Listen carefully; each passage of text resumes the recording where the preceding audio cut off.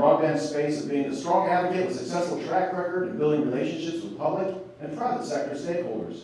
Lindsey regularly advises multi-sector leaders on fiber and wireless expansion as they seek to develop, finance, broadband infrastructure and implement policies to foster developing technologies and ensure the digital equity among everyone.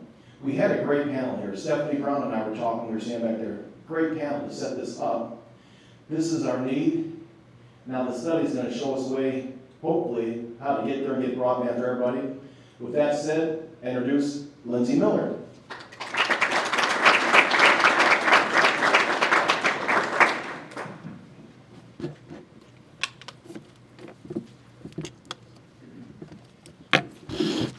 All right, thank you everyone. I'm actually going to have this mic mounted because I talk with my hands a lot and I find it's not great for presentations because I kind of go in and out of speech when I do that. And also I have some slides to advance. So as John said, the panel that we had today did an amazing job of setting the why. Why are we talking about this? Why do we need broadband? That conversation became increasingly easier after COVID. As John said, I've been in broadband for about 15 years now, and what we are here to do is to talk how. Okay, how are we going to do this in Seneca County? What is this going to look like? You have the project timeline on your table in front of you. I believe everyone has that. I'll go over it in a bit here further. But I want to make sure everyone knows what we're doing, why we're doing it, and the goal of how we get better broadband to Seneca County. And this is not moving. There we go. Okay. So, thank you. And hello to everyone online. I don't know if you all have watched one of these from the Owls, but it is so cool. This thing basically like moves if you're online and it follows who's speaking. It's very, very cool technology you have here. So I'm Lindsey Miller with Ice Miller Whiteboard. Ice Miller is a law firm, actually. I am technically a practicing attorney, which folks are usually like, you hired a lawyer to do your broadband study.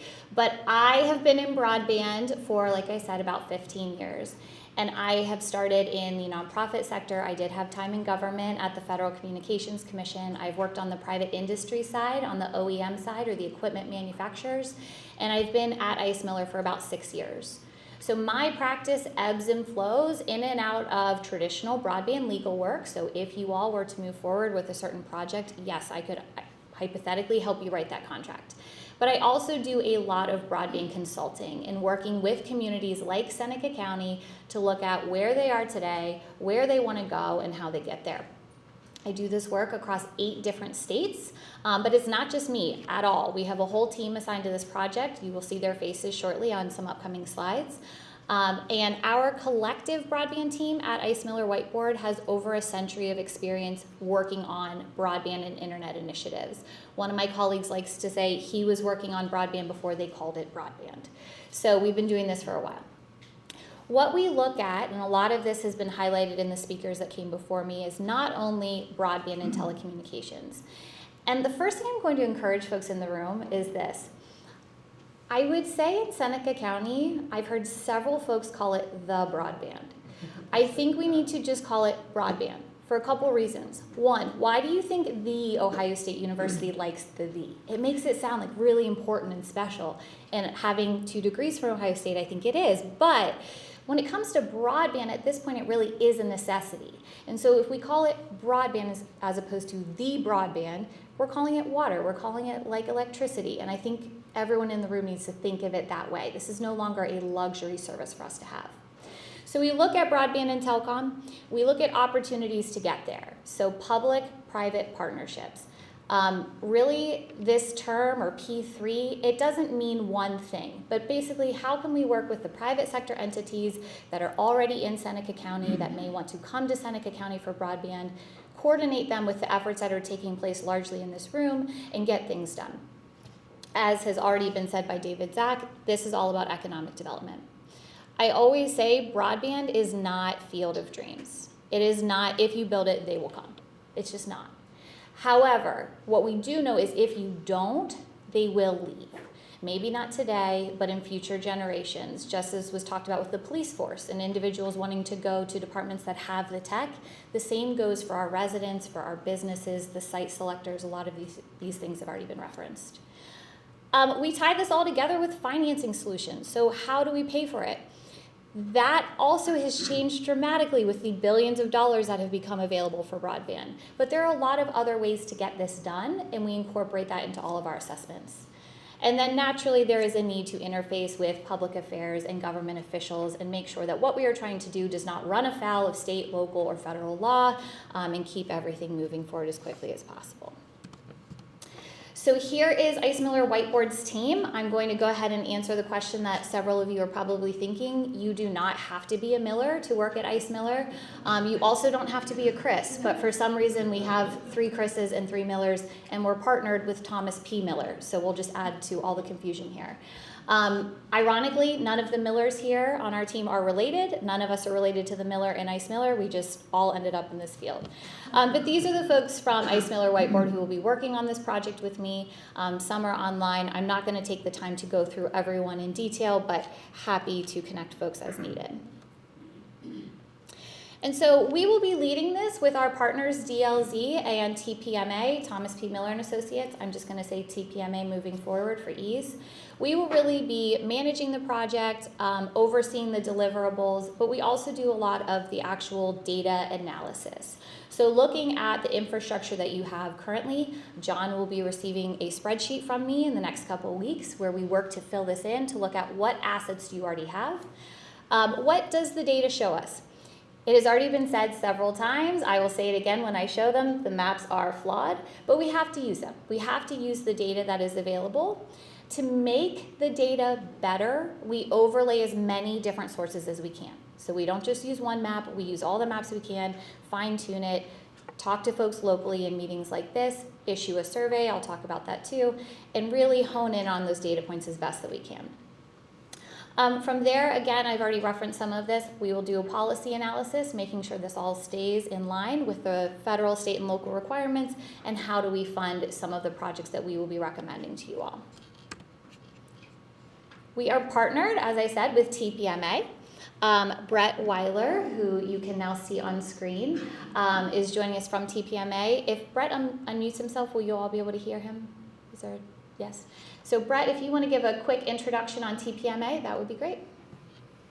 Hey, Lindsay, can you hear me okay? Hear you great.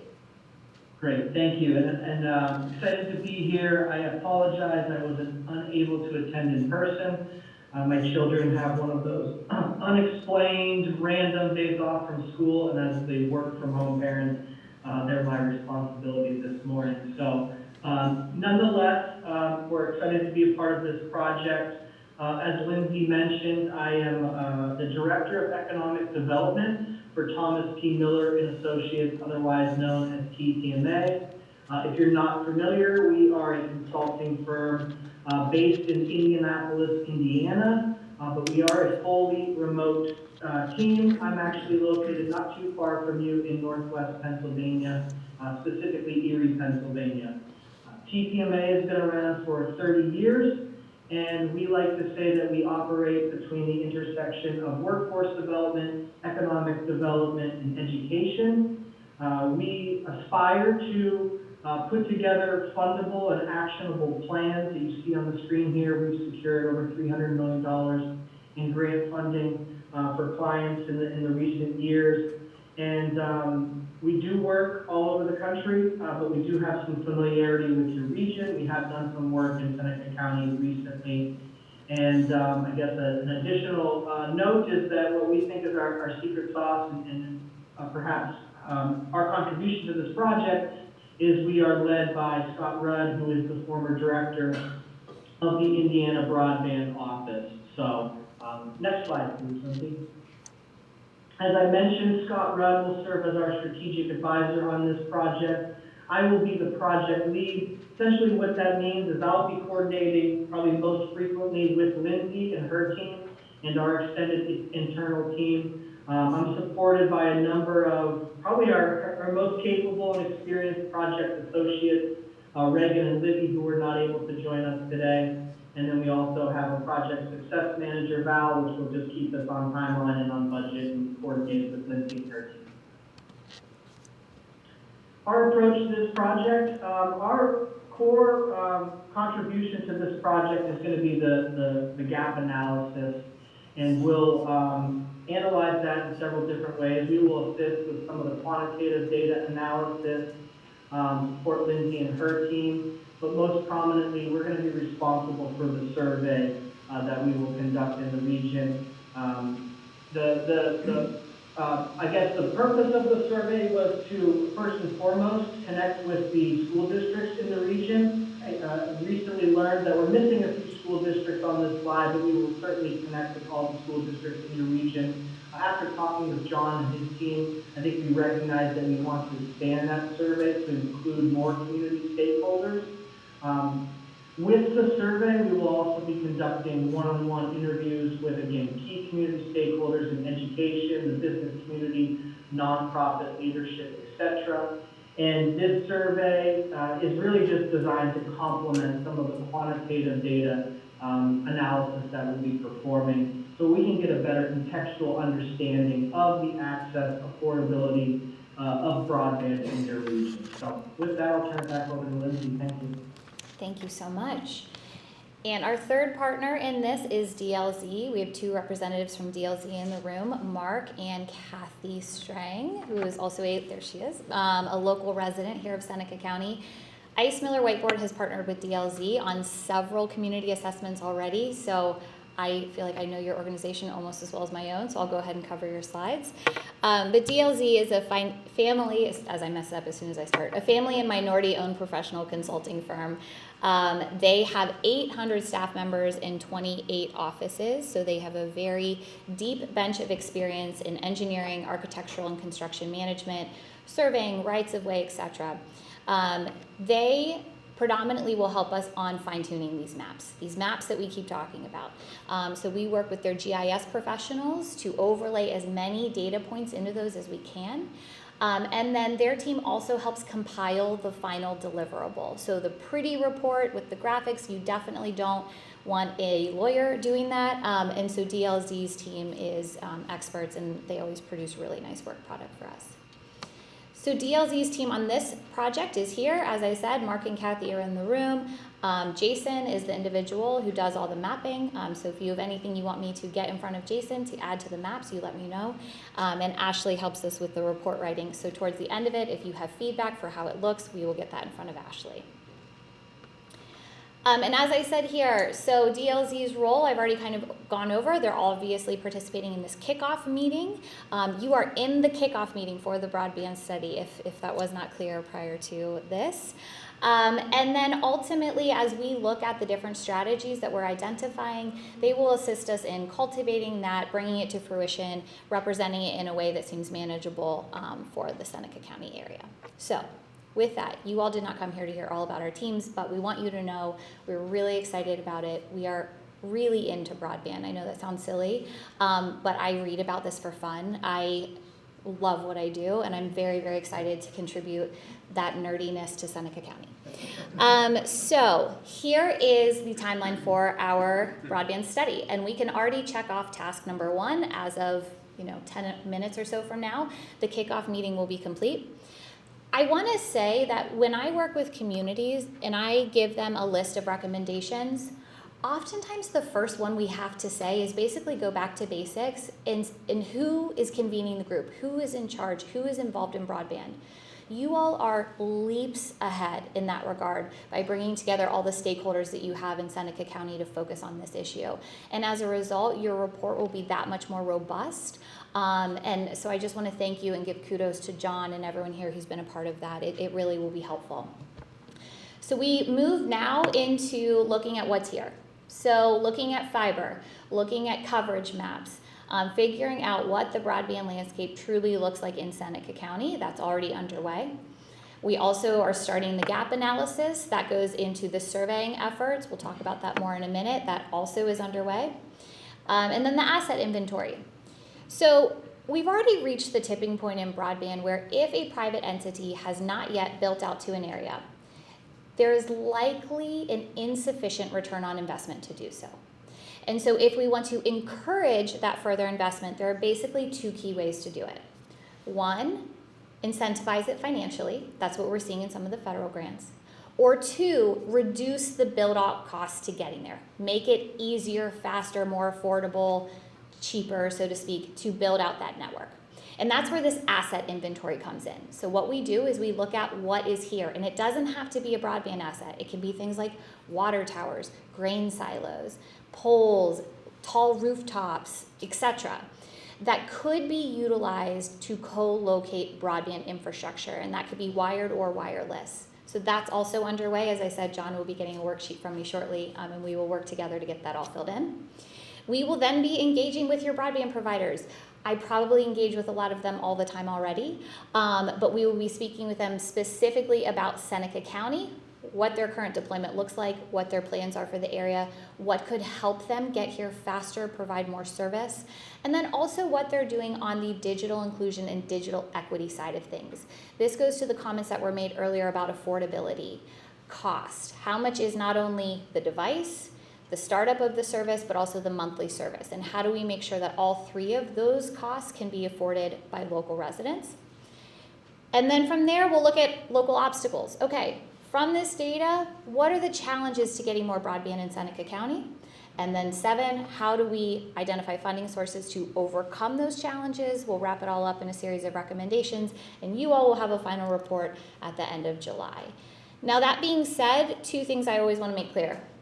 1, this will be a very transparent, open process. We are not in the business of holding away for the next 4 months and then giving you a report at the end of July.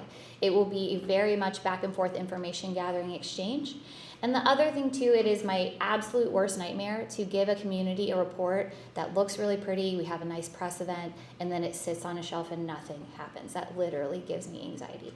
So we will make sure that everything we put in there is very much implementable. It is clear how that can be done and what the steps are to doing that. So let's look at the maps. Okay, so this, according to the FCC Form 477 data, is broadband connectivity, which is currently defined federally as 25 megabits per second down, what you pull from the internet, 3 megabits per second up, what you push to the internet. The area in red here is the area in Seneca County that, according to these maps, does not have that service. So everywhere else that is not shaded has broadband, and my job up here, other than that area, is done, and we can all go home. Everybody is laughing because it's so inaccurate.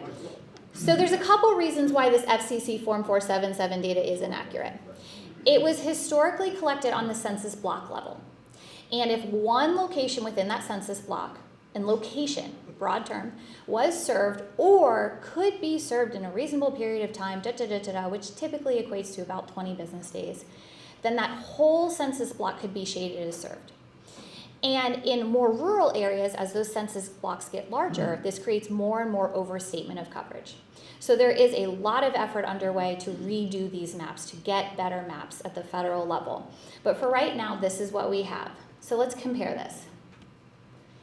Now this is the red of what is not served by 25.3 in Seneca County when you add in speed test data. So just adding one additional layer of measurement here, you see that that unserved area becomes much brighter on this map, and I would bet that still doesn't fully represent it. But this goes to why it is so important for us to overlay as many data sources as possible to get as accurate of a depiction as we can. So I don't know if you saw, but the state released new broadband maps just last week. So here is your county profile. And as you can see, I'll just jump back. I don't want to make anyone motion sick. So here's the red federally. Again, a lot more red here. And really on this map, if you're red or orange, you're less than 25.3. This map is very helpful as a starting point. As you can tell, though, it's static. I can't zoom into it. I can't dive into it. So again, we will overlay as much as we can, utilizing the new state tools that are available. This map does pull from FCC Form 477. It pulls from speed test data. It pulls from some other sources as well. And then what we are able to do is take the surveys that we give out, and map those address points to also see, okay, if someone here is in that green area, do they really have the service that they're shown having here? So that's service and infrastructure. Let's look at the infrastructure. So this is the tool we use to look at fiber. It is a subscription-based tool. This is not something that's just publicly available. We utilize it specifically for these types of assessments. This is what we call metro fiber or middle mile fiber. It is the network that connects the network, so to speak. So if we work backwards, if you think of your house, the internet that connects your house, like your driveway, that's called a lateral. Your road is what we call last mile. Middle mile is like the highway that your road then connects to. And then from there actually is another layer that's called long haul, and that's more like our interstate systems. But this is that network that connects your driveway, so to speak. Without this network, you can't have a driveway for broadband. So this is what private fiber looks like in the Seneca County area. The other thing that's important to note here is just because it's here does not mean that it is usable for residential purposes. This could be for commercial uses. So we do a deep dive into all of that. How can we get more? Where does it need to go? As I've mentioned a couple times, one of the ways that we really fine-tune this data is through surveying. I'm going to pass it back to Brett in just a minute. I want to just make clear, although I just showed you a fiber slide, to Congressman Latta's point, we approach all of these assessments in a technology neutral fashion. It is not a one-size-fits-all approach. There is not a silver bullet to broadband. If there was, we wouldn't all be here today. This is usually the moment when someone asks me about SpaceX Starlink. I'm happy to talk about that if someone wants to know about Elon Musk's satellites. But we do take into account the variety of broadband mediums that are out there to help the different areas of your county meet their needs. So with that, I will turn it back over to Brett. Thanks, Lindsay. And I just want to frame this up here briefly. As we mentioned, our firm will be assisting with the gap analysis. That's going to include interviews and surveys. And the reason for that is that, the qualitative information that we're able to collect through those surveys and interviews is just going to give us a more intimate understanding of some of the challenges in the region that may not be identified from macro level quantitative data that's commonly collected. So our goal here is to, frankly, just gain a better understanding of access, affordability of broadband in your region. Specifically, we want to look at connectivity with education in the region. And you see some sample questions here that we will be asking parents and guardians in the survey process. I do want to just make a quick note. After talking with John again and talking with Lindsay, we do anticipate that our scope will expand a little bit to get a more comprehensive understanding of the region, their needs. And an earlier speaker mentioned, broadband access and availability really reaches across all sectors of the community and the regional economy. So our surveys and interviews will likely also include first responders, healthcare providers, businesses, social service agencies, etc. So our goal, again, just to reiterate, is to assess connectivity, speed, affordability, provider information, and access. So next slide, please, Lindsay. And then again, just some other sample questions here for the survey focused on that education sector. We will reach out to teachers and educators just to get a better sense for their capability in the classroom and the capability of their students at home, get a better understanding of remote learning, and identifying any gaps for their students currently. So, with that, I'm going to kick it back over to you. Thank you, Brett. And to close it out, we have to talk about the infrastructure bill. This has come up several times already. This was a tipping point in broadband. I will say when the pandemic hit, I think one of the things that happened for me is my family finally kind of understood what I did. I think before that it was I don't know, she does some internet thing. But it became so abundantly clear why we need broadband, and that has been highlighted by all of the panelists today. Where communities historically got stuck, though, was how to pay for it. And in having this infrastructure bill and the dollars that are available, and many of them have already been gone over by Congressman Latta, it opens the possibilities for what can be done. Now, that being said, there are many other ways to do this. So we will look at all of those. We will look at the state funding. The state broadband grant program is particularly interesting right now because providers were required to submit the individual address points. We can then map those address points, overlay them to those maps I showed you, and see what's going on there. Before, we only had census blocks. You can see why that'd be so challenging. Also in here, so not only is there grant programming, not only is it for access and digital equity and digital inclusion, but there also are other financing tools that sometimes, you know, they're not as exciting maybe, except to like our municipal finance attorneys on the team, but qualified private activity bonds. So there's $600 million for PABs, which have been used before for other infrastructure across the country, but now broadband is an allowable use of those. So there's a lot of changes going on in this ecosystem. It is on us to keep up with those. I used to say that the funding piece of these types of assessments was the easiest to write. The programs were what they were. Maybe the grant deadlines would change. We could update it. Now it's the hardest because it has changed so frequently that we think we'll wrap it up and then a new program will be out there. So we will stay on top of it and deliver all of that to Seneca County. I pride myself on meeting deadlines and staying on time. And with that, I think questions are supposed to start at 10 a.m. It is 9:59. That's good, great timing. I really try. So happy to answer any questions that folks may have. Let's have a round of applause for one of our presentations. We are at the point now in the program for any kind of questions you might have for Lindsey or from anyone on our illustrious panel here. Before we do that, I'd like to do one more couple quick things. Is thanks to Stephanie Brown. Stephanie Brown is the secretary for ANCO-COG, and she put all this stuff together, and pretty well, it went very smooth today, I think, because of her. She's not in the room right now, but tell her I said a kind word about her, because I've been driving her crazy all week, and she's just ready to kill me. I want to thank the providers. We didn't stress that enough, I think, any of us. We have basically all the providers for Seneca County are in this room right now. You know, AT&T's back there, we got Baskin, we got all the folks are here. And we're going to be meeting with them. And why I bring that up is we are going to meet with different committees. We're going to have subcommittees. And we want to, what Lindsey said, we're not going to just work on the study for 3-4 months and then boom, we give you all the results. We're going to be working with folks. We're going to work with the educators, that's one of the committees. This one is community anchors, institutions, subcommittees. The library, the hospital, Ritz Theater here in town. We're getting them all together. We're going to meet with them. We're also going to be doing the surveys. And everybody, I don't know if they have broadband, but my wife teaches second grade in Astoria, and some of the kids in her room have cell phones. Everyone has a cell phone. We're going to have the QR code, and we're going to push this out, like Dr. Katie, to all your parents, all your teachers there at school, to all the different schools, Mayor Keckler, to all the people you have in Fostoria, Mayor Harrison, Bettsville. We want to know what's going on there. We'll have a QR code. They scan it with their phone, and they can do the survey right on their phone. You know, we want to make it as simple as possible, get as much information as possible. The more data we have, the better the study's going to be. The more data we have, the better the study's going to be. Tony, good news for you.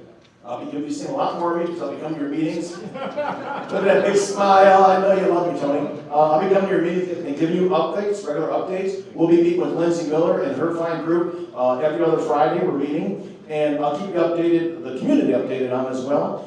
Speaking community, township, I'll be at your meeting on Thursday night over in Bettsville. In your fine metropolis there at Bettsville, I will be there Thursday night. And I'll go to any meeting you want me to go to and present because we got to get all the information out there. With that said, who has any questions at all? We're 15 minutes ahead of schedule.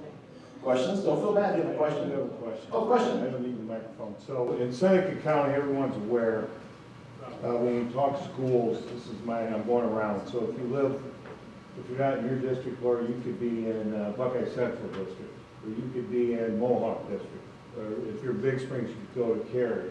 Lakota, Kansas, Bettsville, you could be in Lakota, right? Adams, you go to Clyde. If you're in Thompson, you go to Bellevue. So we have schools that surround the county where residents live. If we need help with parents, pushing out with parents and to the kids, we're going to have to get to those schools. So I'm going to ask superintendents and you to maybe do that. We're going to get it in the county, but if we need good surveys, I think it has to come from outside of them. Yeah, because the broadband isn't just That's it. Thanks. broadband. Doesn't stop right at the county line. We talked, Brenda and I talked about that. We're gonna reach out to different superintendents and push this survey out to them as well, to make sure that we're picking up everyone in the county. I like that the congressman talked about clipboards, and I'm walking around with clipboards all day today. I think you're making fun of me a little bit, okay? And last but not least, I don't think there's any questions there. The study is very important, and what Lindsey said is the most important thing. At the very, very end of her presentation, this is not going to sit on a shelf. I've already talked with the commissioners, and I've talked with my boss, Brenda Luring, that as we're doing the study, we're trying to concurrently work on funding mechanisms for this. And we're committed not only facilitating, of course, the study, but we like to help and keep on facilitating the project itself and pursuing all kinds of grants and monies and funding. Ms. Lurie, we might have to go to Washington, D.C. and meet with this fine fellow. I don't know. That'll be a good road trip. We'll get it past your board, maybe. Maybe the board will let you do it. Maybe? We'll work on that, okay? NCLCSC board's here right here. Any other questions at all from anyone? If you have any questions in particular for anyone up here, they're going to hang around for a bit. We told you we'll have it at 10:15, so we appreciate it. And I know you're all very busy. What a great panel. Well, I'm looking at this, and it's like a who's who of Seneca County here and administration. Thank you so much for coming. God bless and drive safely. Thank you very much.